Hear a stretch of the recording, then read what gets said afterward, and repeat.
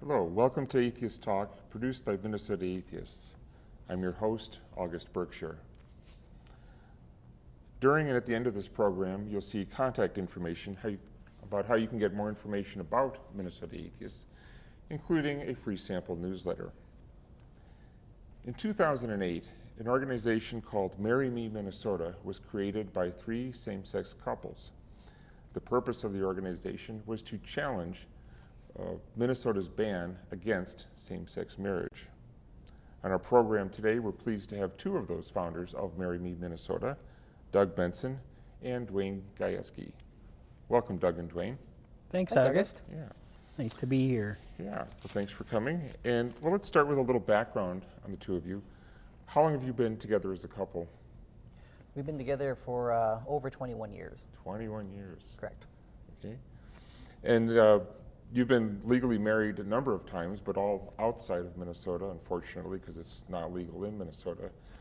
Tell us about this. It's fascinating, this marriage experiences that you've had. It's been an adventure in itself. Yeah, in 2000, when the state of Vermont began performing civil union ceremonies, because their Supreme Court had decided that they had to provide an equivalent, to marriage, and instead of going full bore and having a full legal marriage, they went with civil unions. But that was the first thing that was available for same-sex couples within the United States And to this is do. before the Massachusetts ruling? Oh yeah, this was in 2000. Massachusetts wasn't until 2004. So Vermont said we're going to have civil unions. for Civil same- unions. Okay, So you They went were out. the first state to have the civil unions, Okay. and it wasn't officially a marriage. Right. So it was only legal within Vermont, and once you left Vermont, that contract was no longer good. Yeah, because marriage laws are state laws, so Right. they vary state by state. So you drove or flew out to? yeah, we flew out Vermont. and got the civil union. We wanted the most official ceremony we could get, so we had it at the local courthouse by a what do they call the judge? It was a local judge. Justice of the Peace, or Yeah, it was I don't know, some kind of a judge anyway. So we had it right in a courtroom and, Yeah. with our witnesses. And Duane and I had lived in Vermont for a couple of years during the 90s Okay. in pursuit of Duane's career. And so we had neighbors and friends from there, from Montpelier. And so that's where we got hitched. And my best man was an 80-year-old woman, our neighbor. and you're, And my best man was also a woman. yeah.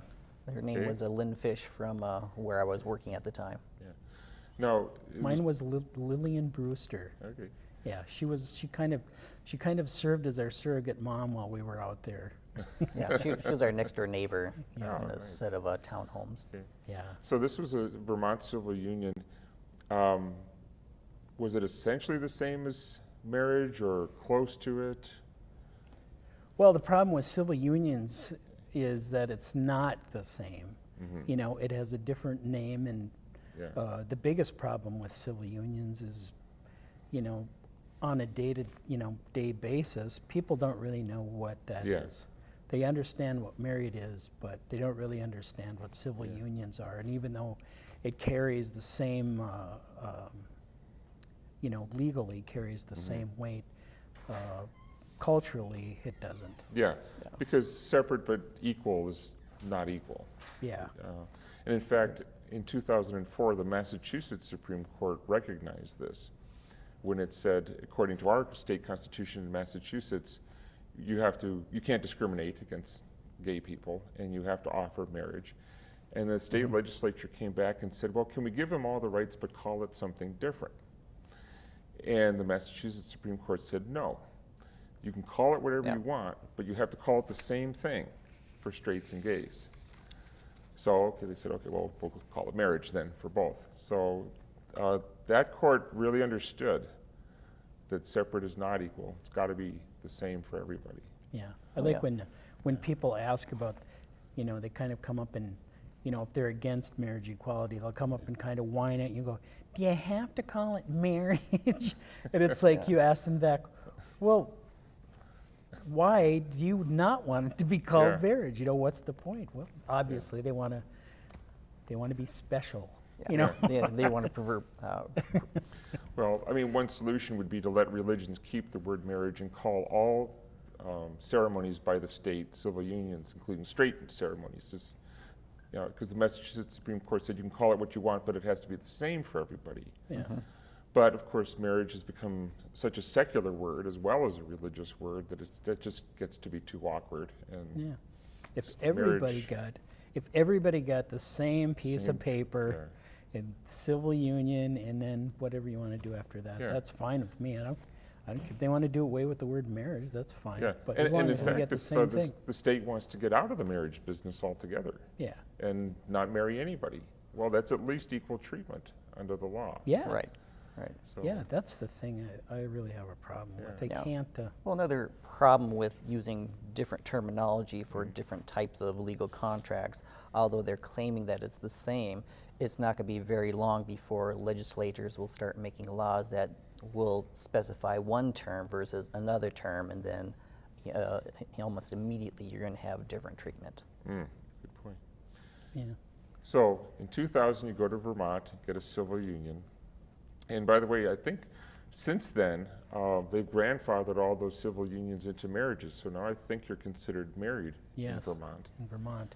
So That's my then, understanding, yeah. what was the next locale? The next locale was San Francisco, when Mayor Gavin Newsom decided that he was going to start marrying people within San Francisco itself. I'm sorry. The next was Canada. Was it Canada? Yeah. Sorry, We the get next one married was so many Canada. times, it's just hard to keep track. Should Okay. have brought a list. Yeah. Okay. Okay, you tell the Canada story then. Okay, well, I mean, the first place on the continent where we could get legally married, outright legally married, was in Ontario, the province of Ontario. And so it's, not a bad drive going up the shore to Thunder Bay. And Thunder Bay, so right, we North made Shore. arrangements up there. I had trouble getting a justice of the peace. I can't say for sure that they just didn't want to do it, or if they really were busy for the next 2 years. Well, this was like a week after it became legal. Yeah, it was in like a week. Ontario.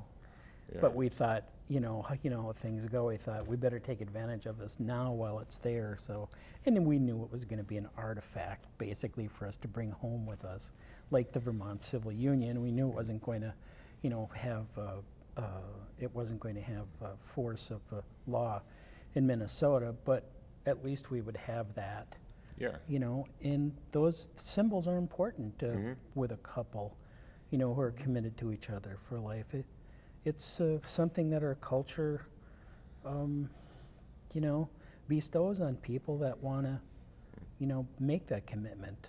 And so we wanted that. And so then we headed up to Thunder Bay, and we were able to get a Unitarian lay minister, and that was as close as we could get to Okay. an official. They were very nice, and we had our ceremony in a park. It was Victoria Park? I think it was Victoria Park. Yeah. Victoria Park. Yeah. And the Unitarians were great. They brought our witnesses. We didn't bring people with us because this was all done fairly quickly, and we wanted to get up there and do it. And so they provided our witnesses and a few other people and a photographer, and we cried like babies in the park doing our Yeah. vows. Is there a sense, you said you did it like within a week after it was legalized, was there a sense that, somehow this might get overturned soon? Yeah. Some right-wing politicians in Canada will flip it back, and so you want to get while the getting's good. Yep. Oh, absolutely. And that certainly came into play in your next marriage Yeah. in San Francisco. Oh, yes. Yeah. Okay. Yeah, well, Mayor Gavin Newsom started marrying people in San Francisco. And once they were doing that, Doug and I decided that we would fly out to San Francisco and get married, and that was that event where you had a huge number of people that were lining up outside and around the county or the city courthouse, and they were spending all night there, just holding their place in line. We decided to do that, and we were, or Doug was trying to make arrangements for us to go out there, and he made the plane arrangements, and then when we got to the airport, we actually were late for our flight. So what they did was they started making arrangements for us to fly out on another flight, and then we went out to Chicago, and then to San Francisco. We got to San Francisco, it was about 1 a.m. In the morning. Oh, wow. We checked into a hotel and just took a nap for a couple of hours. And then at 3 a.m. we decided, well, let's go down to the county courthouse and get in line. It was pouring like the bejesus out there. So we went to a local Walgreens. We got a couple of shower curtains to protect us. And then I think, did we buy like a cheapy radio or something? Radio, yeah, we bought a little cheapy radio so we could hear what was going on. And then we got in line, and once we got there, we found that that there's well, so the courthouse occupies a full city block, and the front of the courthouse was right about here, and the line started coming down here, all the way down to the corner, down to the other corner, and then all the way to the back, and that's where we got in line at 3 a.m. in the morning. So at 3 a.m. you're still 2.5 blocks from the entrance. Right, right. And so you had this huge number of people there in line Wow. waiting to get married, and I mean, just that image itself is I remember a those wonderful pictures. display. Yeah, You know, it's a wonderful yeah. display of people's commitment to Yeah. wanting to be married and having the recognition of having their lives together being recognized. So although you had a civil union in Vermont, this was the first thing called marriage that you could get in the U.S. Correct. So still not legal in Minnesota. Right. Right. But what happened to those? That got shut down at some point. The San Francisco, the mayor had an injunction against him by the court to say quit doing this or something. Yes, he was marrying people for about 3 or 4 days before there was an injunction that ceased that.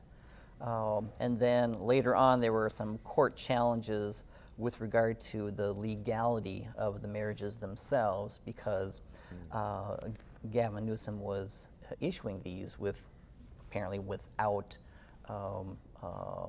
authorization. Yeah, because he's a city mayor and marriage is a state law. Right. So that would have been the issue. I think he must have been pretty confident of the constitutionality of what he was doing, though, because, of course, later on in the court case in California, the Supreme Court upheld, the constitutionality of same-sex marriages. It didn't help the people who went out there during that window of opportunity over Valentine's Day.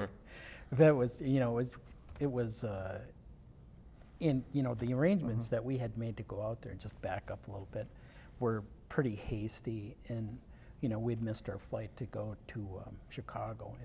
And we found out in the course of rearranging our flights that I had neglected to book Duane from Chicago to San Francisco. So I had booked both of us to Chicago, but not Duane from San Francisco. So he forgot So he how- forgot to San get my ticket Francisco. from Chicago to San Francisco. So how was the Greyhound ride? Yeah, exactly. And so my comment was, well, who are you going to marry up there? The ticket agent was really, really nice. She really accommodated us and made Yeah. sure we were on Oh, the same wow. flight and everything. But it was just so crazy and fun going out there and doing that. And then, we were married for a while. Then we went out and I think it was the Pride Parade out there in San Francisco that year where they had all the couples as the grand that's correct. marshals. Yeah. So we went back out and did the Pride Parade.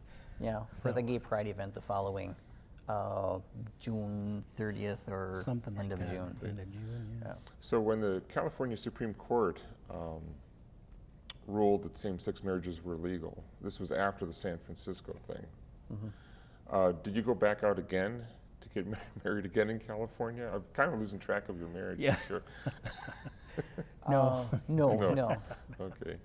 Do you No. know if those San Francisco marriages, well, then were they grandfathered in under the Supreme Court decision? No, Those were declared to be void. They were. Okay. Yes. That's too bad. so it's just an artifact. Okay. You know, Yeah. that's, Did you get married again somewhere else after the No, San Francisco? that was the last That time, was but it? correct me if Okay. I'm wrong. Okay. no, we regard our Canadian marriage as the, you know, Okay. Yeah. but Now- actually the Vermont one that's, you know, grandfathered. It's a marriage now. Yeah. So But now Iowa, you had an interesting story about Iowa. Did you apply to get married in Iowa? Well, there was some story you had about. Yeah, I had understood, or I had heard that you know, because of our marriage in Canada, Uh-huh. that Iowa wouldn't marry us anyway because they recognize our Canadian marriage. Right. So Iowa not only recognizes the same-sex marriage ceremonies that it performs in Iowa, yeah. it recognizes those from other states and other countries, just like Oh, any marriage. yeah. Marriage is marriage. So I mean, since we're married in Canada, Right. we can go to Thunder Bay, you know, and we're regarded as a married couple. You know, we can begin driving south, drive across the border into Minnesota, where we're then regarded officially as complete strangers, and keep driving and go across the Iowa border, where we are once again married. Oh, And it's weird, you know, but yeah. you So know, if ever we're everyone's- going to be in an accident, we have to make sure we're in the right state Yeah. in order to exercise our legal relationship. Yeah. But it is nice to drive down to Iowa once in a while, just to cross the border and go, we're married. Yeah. Yeah. But we would rather have that here. So, in 2008, you and two other couples formed Marry Me Minnesota, and the purpose was to legally challenge the discrimination that exists in Minnesota. Right. Right. And let me get this date. It's kind of a historic date, I think. March 6, 2009, the six of you, well, seven actually, with the lesbian Sean. couple's child, Yeah. March 6, 2009, you went to the Hennepin County registrar to get marriage licenses and you were denied. And that was the start of the whole series of court cases.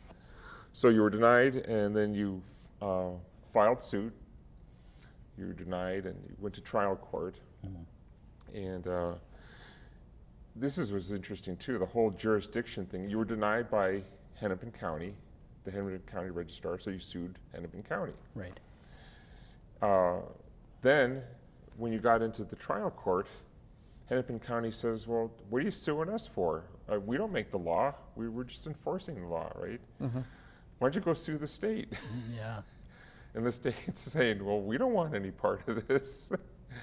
And I sort of got the sense, and I'm, you know, obviously farther outside the case than you are, but looking in, that they both kind of knew that this was a bad law that should be overturned, but they didn't want to take the responsibility for doing it, and they were trying to put it on the other person. It's a political hot potato, obviously. Yeah. I mean, less and less so as people get educated and less prejudiced. But It's a hot potato if you're trying to defend it. yeah, exactly. Yeah. As a matter of fact, during the course of the progression of your lawsuit, the Obama administration came out and said they would no longer defend the Federal Defense of Marriage Act because it's Right. indefensible. Right. So that was something you ended up including in your court cases, that, hey, even the government, the federal government is saying, you know, we can't defend this. Right. So, And even an older case, Romer versus Evans, has been cited in the, you know, overturning of the Prop 8 out in California by the Ninth Circuit, and also the Minnesota Court of Appeals used Romer versus Evans in their overturning of our dismissal as well. yeah. So you file suit in trial court, and you lose there, and so you bring it then to the appeals court. There's three levels in Minnesota. There's the trial court, the appeals court, and then the Supreme Court, Minnesota Supreme Correct. Court. So, and all this, it's just amazing how much time all this takes. I mean, months go by, you file, and months go by before you get your hearing, your day in court, and then months go by until the decision comes out, Yeah. and then, you know, so I mean, this has been going on since 2009, and it's 2012 now, Yeah. and it's still not over. Well, we filed in May of 2010, but yeah, it's a Yeah. long time. We're just about 2 years now. Yeah. Yeah. Yeah.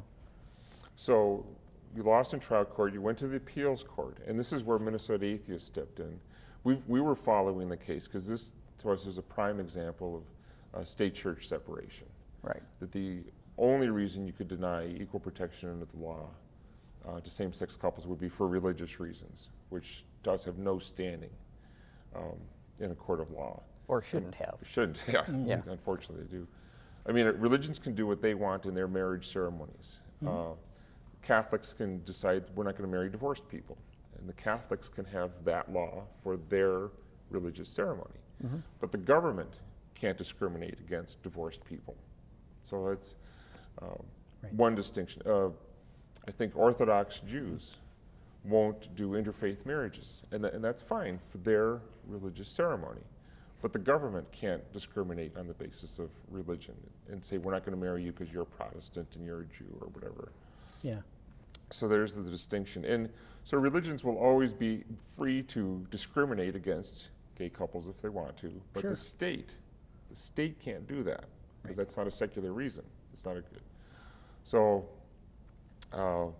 we were watching this case, and you're not allowed to have friend of the court briefs at the trial level, but once it got to the appellate level, you are allowed to have a friend of the court brief, and this is where Minnesota Atheists stepped in. We were just kind of biding our time waiting. We were just champing at the bit to get at this thing. Because we had heard arguments out there that this was religious discrimination, that the government is favoring certain religious views, anti-gay religious views, and was discriminating against pro-gay religious views. And the Minnesota Atheist point of view was, government shouldn't even be looking at religion. What has religion got to do with this at all? Well, it got us into this mess. Yeah, yeah. So, that's when we stepped in and did our friend of the court brief. And we were the only group to do that. I was kind of expecting more groups. Maybe down the line, more groups will step in. Yeah, So, we were really happy to get the amicus, obviously, and, the case hasn't even been tried on its merits yet. It's all kind of, staging for the big show, which now will come up. Now we will actually get to go to the district court and make our case and call the witnesses and make the arguments in favor of marriage equality, which we really weren't able to do. okay. Because what happened, it went to the appellate court, and they sided with your argument that this had not been tried on the proper merits, and they sent it back down to the trial court to do what you're talking about, to have a proper trial on the merits. Yeah, it was like procedural. So that was a win because you got what you had asked for, but again, it just drags it out longer. Do you have a date yet then No. for the trial? Apparently now it's that the date that we go is actually dependent on how quickly we get our paper in. So we're right now getting that finalized and ready to get filed. Okay. So yeah, there is no court-ordered timeline at this point until we move, and so we intend to do that at the earliest possible date. Okay. And at that point, then the clock begins to, tick. Okay. And really, this is the way I see it is based on two constitutional principles. The first is separation of church and state, that we can't have these religious marriage laws shoved on everybody. If religious people want to abide by them and their religions, fine. But not to have it, enforced on everyone else. So separation of church and state. And then the 14th Amendment, equal protection under the law. for all citizens. So those are kind of the two angles that I see on it, legally. Yes, those are the basic arguments. And I, from our perspective, from the very beginning, all we've ever wanted and what same-sex couples want is that piece of paper from the state that they issue. Yeah. Once you get, I don't know if people realize that the big wedding and all the ceremony stuff really doesn't need to happen in order to be married. It's basically just having the signatures on that marriage certificate, and then you're married. And the ceremony is, you get married by a judge or a justice of the peace, or, a mayor, whoever might be empowered to do the ceremony. But the civil is different from the religious. The religious is not a civil proceeding. It is religious, and the civil proceeding is the government, the town clerk, issuing that marriage license, and that's all. That's what we want. That's something that everybody should be able to get. Yeah. And I think a lot of people confuse the idea of a wedding and a marriage.